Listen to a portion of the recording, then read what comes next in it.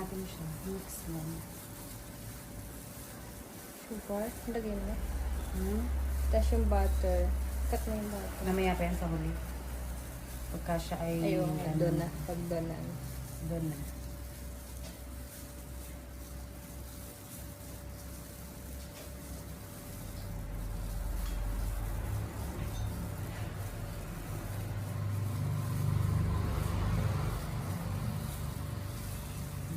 Okay lang yun.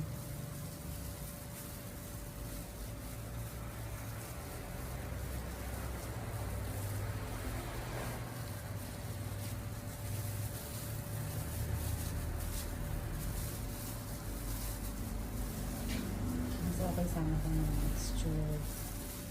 Pero homemade kasi siya. Kaya, Hindi mo na lalagyan ng oil na lagyan.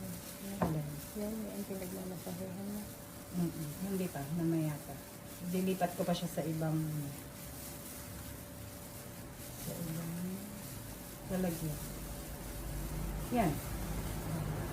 Pag ganyan na siya, hintayin lang natin kasi yung ihahalo na milk at saka yung yeast ay 5 to 10 minutes pa. So, antayin natin. Hindi na tagal din yun. Oo. Yun pa ka. Ikaw talaga. Kasi hindi pa siya talaga magiging dough kasi hintayin pa natin yung pinaka ano niya.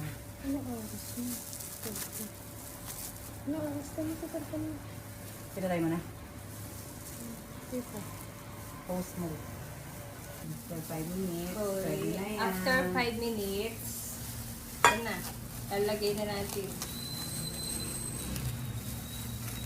ang ating hiwaga. Buhuse.